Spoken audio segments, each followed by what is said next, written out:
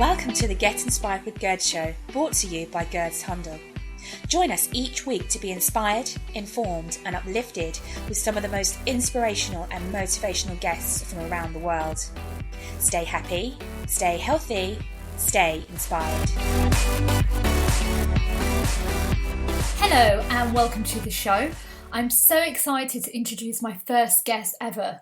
Her name is Harnaam Kaur, aka the Bearded Lady. You may have seen her in the Daily Mail, on ITV This Morning recently, and her story is just absolutely inspirational. This lady has gone through so much at such a young age. Harnaam Kaur went through anxiety, also suicide, because of the way she looked. She has a condition called polycystic ovaries, which has created her to have a lot of excess hair growth. But I don't want to tell you so much about her. I'd rather you guys listen to her yourself. So please welcome Harnaam to the show. So welcome to the show, Harnaam. Thank you for having me. Oh, bless you. No, it's an absolute pleasure to have you on the show. Just obviously meeting you through Instagram, that was pretty cool. And like each other's pictures. But I want to ask you, so can you tell us, what have you been through since your childhood? Well, since my primary school years, I've obviously enjoyed a lot of bullying, and the bullying was solely based on my appearance and the way that I carried on, obviously from my primary school years into my secondary school years. Okay. Yeah. And so what was the reason for you being bullied? It was, back in primary school, it was more about my weight and the way that I looked. Obviously, this primary school that I went to was mainly white. So a lot of the children there were white, and there was hardly any Asians. So it would literally just be for the way that I looked and the fact that I was a little bit overweight, and they would say things like, "Oh, you're not pretty like the other girls," and and then that carried on, and obviously I felt really low about myself. And then as I grew older and I started hitting puberty, the bullying was based around my weight again, and also the fact that I had facial hair. Gosh, so what's the reason behind the facial hair? What happens?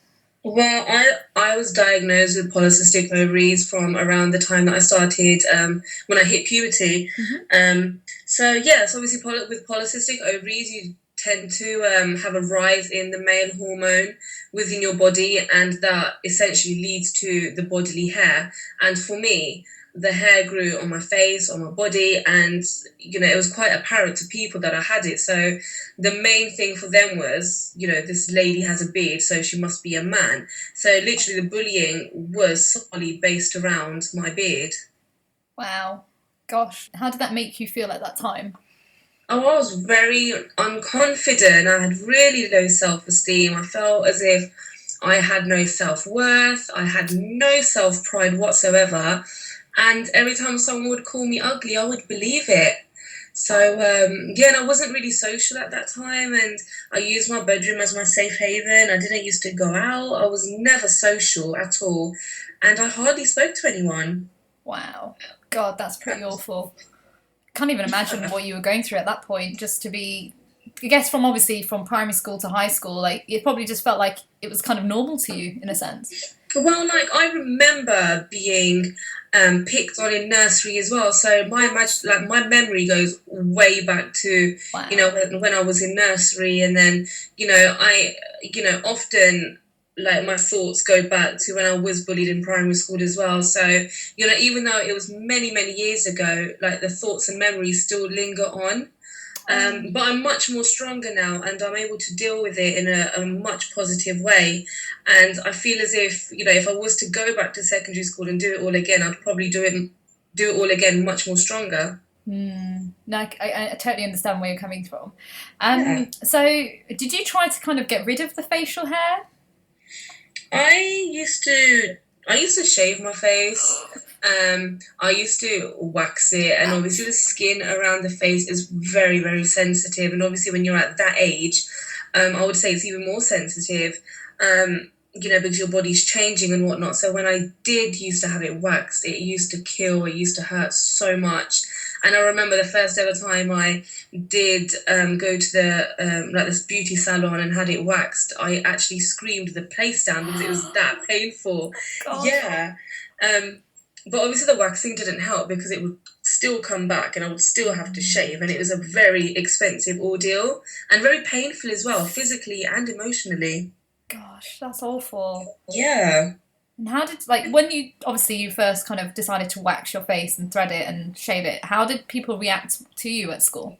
Well, first it was like, oh, she has facial hair, so she's a man, and now it was like, oh, she's shaving, so she's a man. Oh no! Oh gosh! I was like, I was hoping this problem would go away with my facial hair, but like, no, it was still there. Like, people always find something to pick on, you know, and they use it. You know, they find your weakness and they use it against you, and that's what people did. It's so true. It's that age, isn't it, where a lot of young people are very vulnerable, or there's something going on within their own household.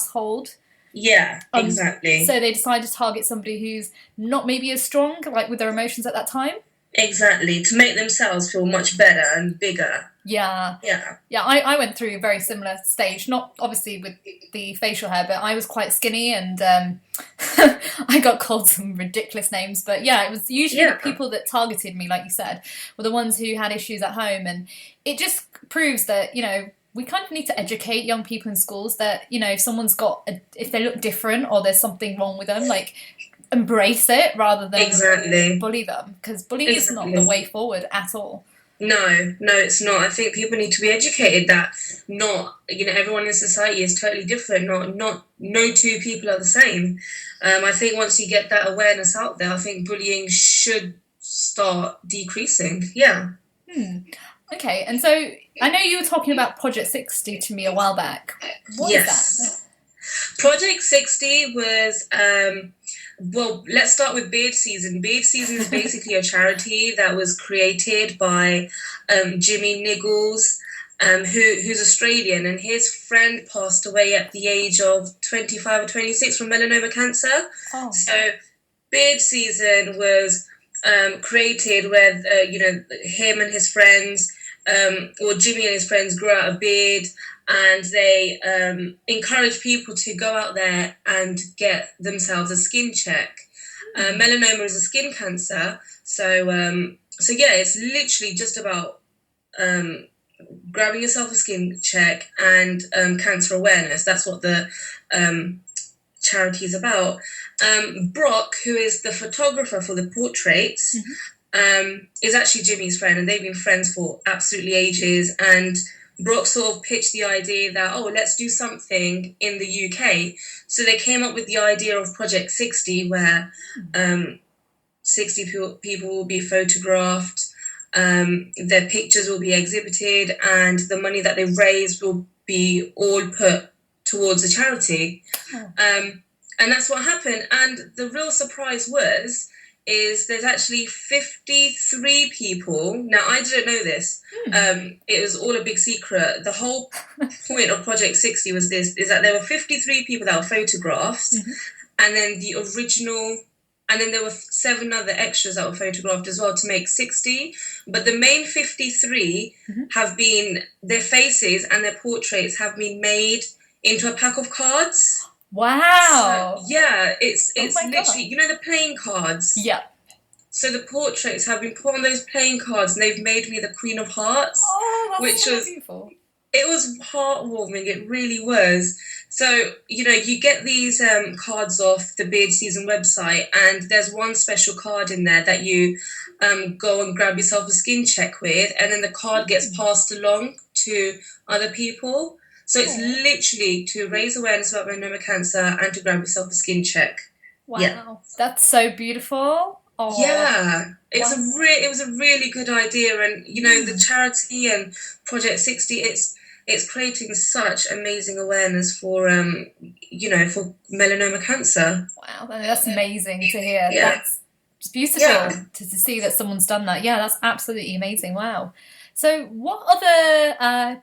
I know you were on ITV as well, weren't you? Recently, you did. Oh God, I forgot what's it called. I did an interview on ITV with Amanda and Philip. Yeah. No. You did a recording, didn't you? Oh, it was an anti-bullying campaign I've started. Yes. Yes, that was done with the help of Fixers Charity, and Fixers Charity is all about helping young people start campaigns. So from the age of 16 to 25, that's the sort of age range they're looking for. It's literally to give young people a voice, start campaigns, but the only rule is that the campaign has to help at least one person. And it can be about anything that you're sort of that's close to your heart. And I obviously picked bullying, so I made an anti-bullying short film called Labels, and it's on the Fixers website and it's on YouTube as well. And it's a true story, and it's all about how when people say nasty names to you and how they stick to you, how you carry them around at school, at work, and at home. And so it's all about raising awareness for bullying.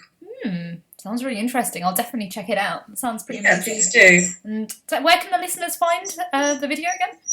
It's on YouTube, so if they just search for Labels and Harnaam Kaur, or just search something like that in the YouTube search bar, or it's on the Fixers website.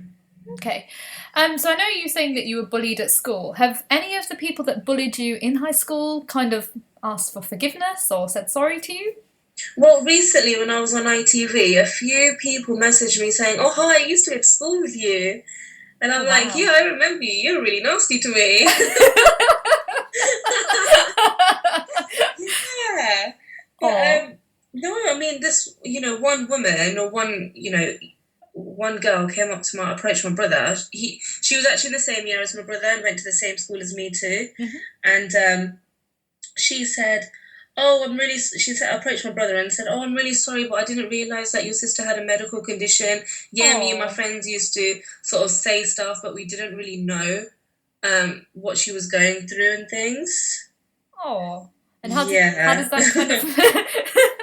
Gosh, I can't imagine how you feel. You're probably like, stay away from me. I know, well, I never know how to react to things like that, because it's like, it takes a lot of guts for them to realise what they've done and actually approach my brother and to say sorry. But on the other hand, it's like, thank you, but no thank you, because it was actually due to what you put me through that I actually wanted to kill myself. Like, you made me feel so low that I felt that I didn't deserve a place on this earth. Oh, gosh. So it's like, I really don't know. And then I'm just like, just smile at them. Just smile and nod your head. Like, what else can I do? What else can I do? Yeah, it's true. Well, I don't know. If the way I kind of see it is if they didn't do what they did, I know it sounds bad, then you wouldn't be doing what you're doing now. Exactly. It's made me so much stronger. And I've always said to people, and I've said to my brother as well, that, do you know what, if I had to go through it all again, I probably would, because I am a much stronger person now. And plus, if I had to go through it all again just to get a positive message out to one person, I would do it 1,000,000 times over. Oh, that's so sweet. Yeah, no, it's true. It is. Whatever we've gone through at a young age, people don't realise, rather than actually feeling rather than feeling sorry for yourself, you should actually see it as making it strengthen you, because actually it will make you into a better person and better role model for other people, and you can show them that, yes, I might have gone through these situations, but I overcame them. Exactly, and that's exactly what's happened. So sometimes I want to actually thank them. I feel like going up to them and be like, "Oh, thank you for bullying me. It's so much better now." I'm surprised you don't oh, bless you. I'm surprised you don't salute them and say, "Thank you, Sergeant," or something like that. Oh my God, that would be hilarious. Can you imagine? So funny. Oh, bless you. So I know now you're a body confidence activist. So what are you doing, or what are you saying to people to make them confident about themselves? Well, I would actually like to start some sort of body confidence campaign. I'm actually talking to a few people about it, and hopefully it should all come together. Well, right now, the only thing that I'm doing body confidence-wise is spreading my message out there in magazines. Okay. So any sort of magazine that approaches me, I would always talk about self-love, body confidence, and just promoting and saying to people that, you should love who you are, what you are, regardless of the way you look. Yeah. Oh, it's beautiful. I've actually seen one of your YouTube videos, and it was really, really beautiful, just the way you spoke about self-love and accepting yourself. I can't remember what channel it was on. Can you let the listeners know? I think my YouTube channel is just called The Bearded Dame. Okay. So, yeah, I know I've only just uploaded one video. I should do more. Yes. I will. I will put more videos up, I promise. Well, my listeners will be holding you on that. Yeah, I have to do it now that I've said it. Yeah. Oh, bless you. Yeah, no, she definitely, because your story is so inspiring. The fact that, you went through bullying, you went through depression, you went through to the point of the lowest point of a human being feeling, wanting to commit suicide, and you turned your life around. There's a lot of young people that are going through situations like this at the moment. Actually, not even young, to be honest, even older people. And just by you giving your thoughts and, what you've gone through, you could save so many lives. Wow, I've never thought about saving lives. I've never thought of it like that. Yeah, my dear, words are so powerful. Saving lives, wow. Words are so powerful, my dear, seriously. Just even with myself, I never realised how I was inspiring people. It was only when people started saying to me, you inspire me, and I'm like, but how? What am I doing? I get that, yeah. Because you're being yourself, you're being honest, and, you've gone through something that's so hard for a lot of people just to snap out of. The thing is I've lived my life for so many years just being fake. So now it's like, if I can't be myself now, when will I ever be myself? So I do get a lot of hate. I do get a lot of people coming to me and just being really nasty. But my life right now is all about spreading love and positivity. So I'm going to live my life that way and be true to myself, regardless of, all the negativity that people put towards me. To be honest, the people that are saying those things, it's actually it's not a direct reflection of you, it's a direct reflection of themselves. There's an insecurity within themselves that they don't know. So what they're doing is they're attacking you. It's happened to me and a lot of people that I know who generally want to help society and help people.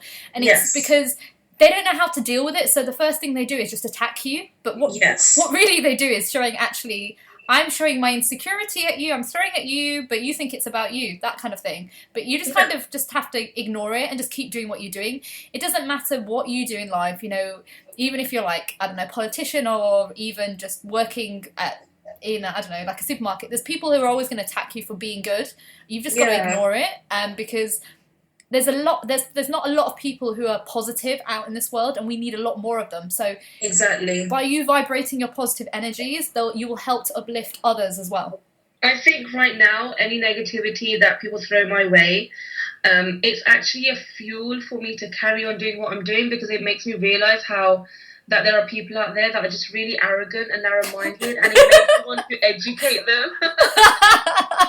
You do that. So it really, it's like diesel. It fuels me. They're turning up that engine. I'm like, come on, fill me up, carry on, fill me up. Love it. Yeah. No, if only my car could run on that, hey. Well, you never know. Oh dear. Oh, bless you. No, it's so true. You definitely, fueling it is the best way. Exactly. I can't remember who this quote has come from, but somebody said, rather than sitting there and feeling sorry for yourself, use that as a fuel to make you succeed and show people that you will be successful. Exactly. That is so true. I 101% believe that. It's the only way. And actually, you will learn so much about yourself, and I'm sure you have on this journey so far, how much you can change so many lives without even realising. Exactly. So when my first articles went out there, last year in February, and people came to me with so much support. I was like, people, even now, they're like, oh, you're a celebrity. I'm like, I'm not a celebrity. First of all, I don't earn that much to be a celebrity.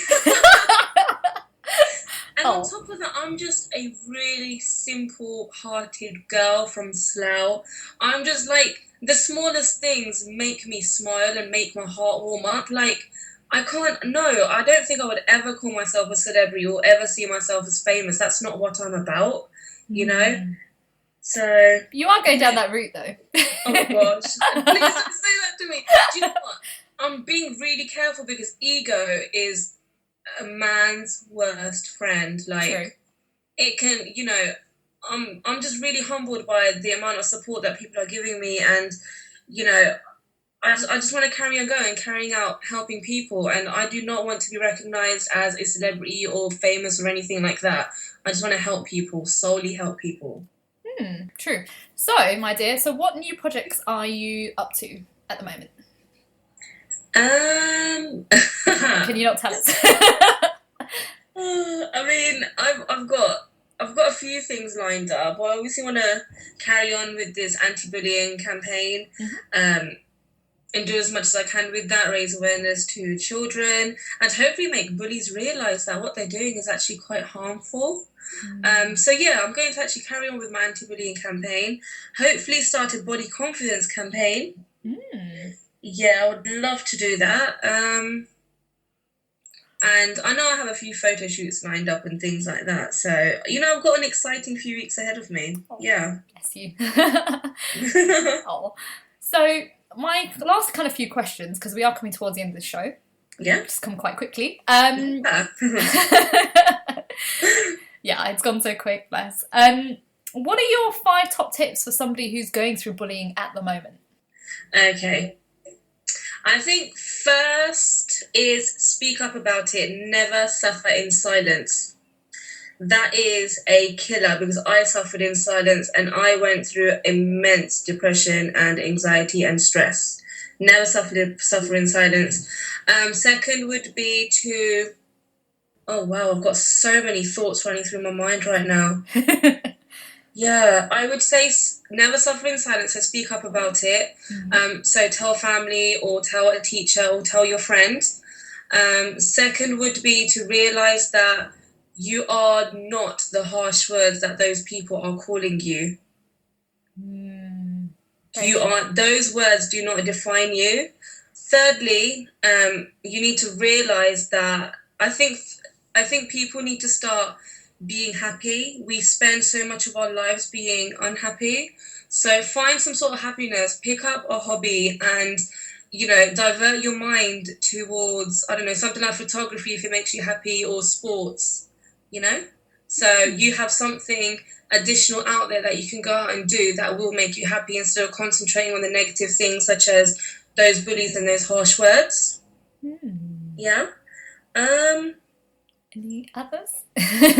Yes, you said 5. I've done 3. Label yourself with positive labels. Beautiful, intelligent, gorgeous, sexy, lovely. Words like those. Always, always, always, always label yourself with positive words. And your last and my last piece of advice would be, and this is what I do as well, when you look in the mirror, you're looking at your body, but when you look in the mirror, you need to look straight into your eyes and sort of delve deep into your soul and say to yourself that you are beautiful, and today you're going to have a brilliant day, and have that mindset, because it's all about mindset. As soon as you wake up, it should be a positive mindset, because if you have a positive mindset, your whole day would go positively.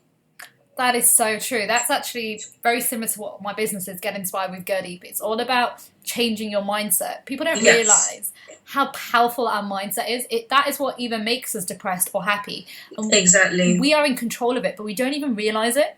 No, exactly. And I've always, people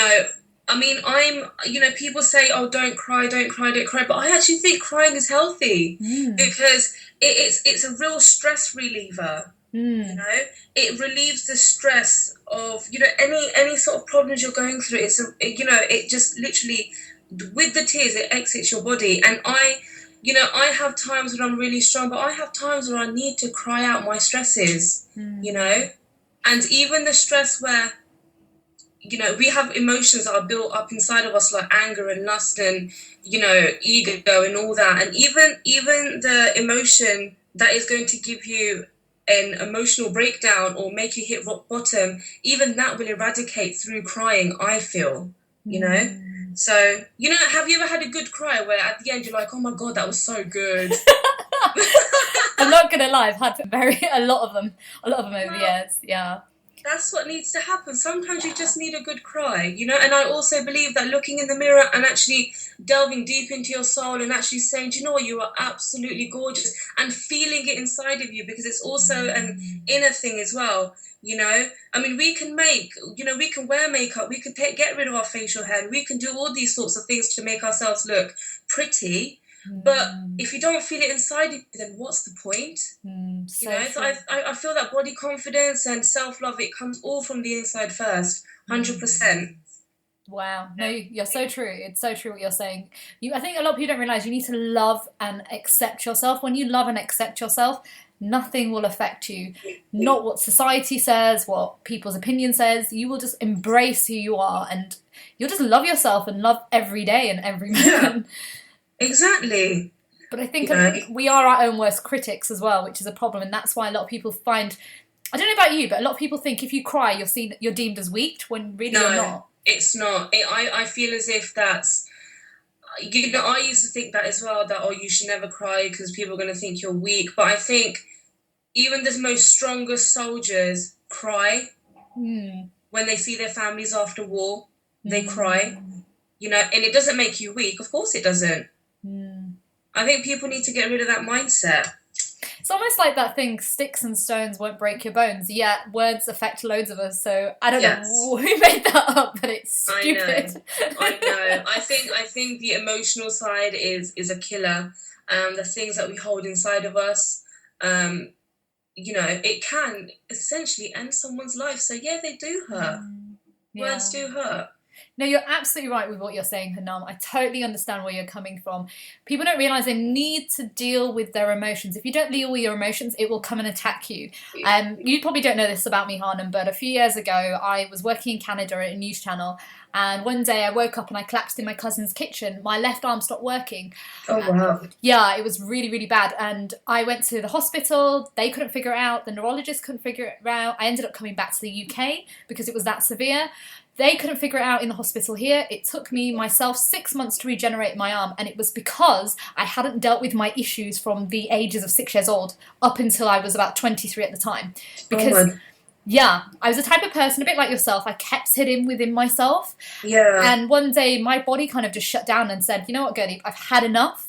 And so it basically, my left arm stopped working because it kind of was almost being attacked, just saying, look, you need to look after yourself. You need to love and respect yourself, because if you don't, you're going to harm yourself. And, you know, luckily I'm thankful it happened, because I realise now that I've got to learn to love and respect myself, and that I have to put myself first before others, as much as I love helping everyone, which a lot of people fail to do. But I think a lot of people don't realise that even if you look at the older generation, the reason why a lot of them have heart attacks or depression or anxiety is because they keep their emotions within. You've probably seen it with the older generation. They act like they're really strong, but really inside they get angry and they build it up, and then they kind of either escalate one day and just say it all, or they just kind of don't say anything at all. And then the reason why they're getting sick is because they're not expressing their emotions and letting it out and releasing it, like you said, by just crying.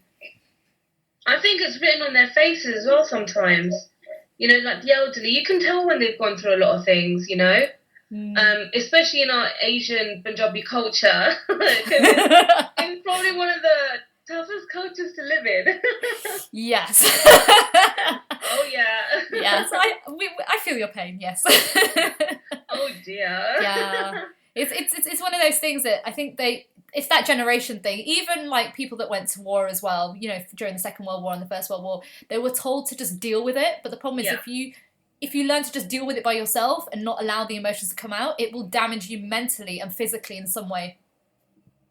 Exactly. I mean, I actually had a therapist, you know, when I was on ITV, there was also a therapist there as well. And I was just sitting next to her. We hadn't not spoken, and she turned around to me and she said, how do you have such a calm aura about you? And I was like, huh? I was like, I'm crazy. Like, and she goes, you have a really calm aura about you. And she was quite shocked. She said, well, you know, have you ever been to therapy? And I started talking to her about my life, and And I said, I've never been through any therapy. And she said, well, how did you become like that? I said, you know what? I said it was all self-taught. I go, I've never been to any sort of therapy. No one's helped me. I go, it's all self-taught, and it's all about the mindset that you carry. You know, I mean, I'm not saying don't go to therapy, because, you know, if you need it, it's there and it's important. But for me personally, I didn't go, because I didn't know that I could go. And also because, you know, I just learned to deal with it myself and overcome it. Do you know what? It's so true. I know exactly where you're coming from. I've been there as well. And it is very hard when you're doing it alone. But like you said, it's like you have to go through that journey. And if you didn't, you wouldn't be where you are now. But yes, you're right. You should ideally go to a therapist. But it's you're bringing back up memories for me as well. It's a very difficult journey. But think about it. I would say it this way, that if you didn't go through that, you wouldn't be able to share the gift that you've got now to help people. Yeah, I mean, I'm actually in a way thankful that I did have to actually go through hardships, because, you know, it made me a stronger person, more confident person, and it's built my character. So I do thank you, bullies, if you're listening to me right now. I thank you as well, because if you didn't, I wouldn't be able to speak to this lovely lady. Oh, bless. Do you know what? I feel as if we've known each other for ages. Like, I feel as if we're soul sisters. I think we were. We probably were, like, in a previous life. Like, we were like, I feel it too. I feel you, babe. I feel your energy. I feel it. Me too. It's giving you an invisible wink, even though you can't see it, but it's all right. Oh, bless you. Well, my last question, because we are literally coming towards the end of the show. Yeah. Who is your biggest inspiration, and what inspired you to get out of your low point? I get asked this question. Who's my inspiration? I don't actually know. I mean, I don't know. I wouldn't be able to name anyone. I think, is it okay to be your own inspiration? No, I understand. I'm the same. I was just intrigued. It's the drive that I had to carry on going. That's what it was. It was literally, you know, when I hit my lowest point and I was suicidal, it was just the drive that I had inside of me, when I actually thought to myself, do you know what? I actually want to live, and I don't want to die, and you know, these people are not going to take me down, and that's what it was, you know. And obviously I had supportive people around me. So in a way, I would say my brother maybe inspired me, because I do have a lot of love for my brother, and he has a lot of love for me, and we're really supportive of each other. So, you know, maybe it was him. Maybe he inspired me to carry on going. Yeah. Oh, that's beautiful. What's his name? His name's Gurdeep. Ah, I see. That's why he's inspired you. Oh, yeah, because you've got the same name, yeah. Of course. Well, you do know we are God's light, so, you know. Oh, yeah, exactly. Oh, yeah. It says it all. Exactly.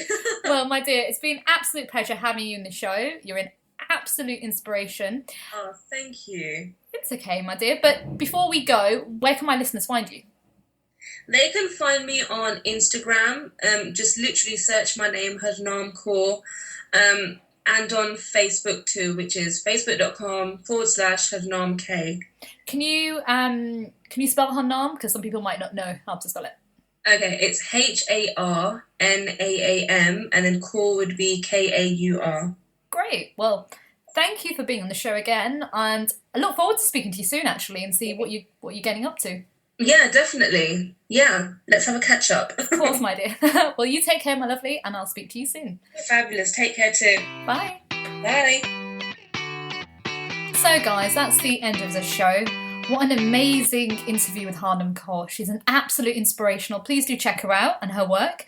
She's got amazing stuff coming up.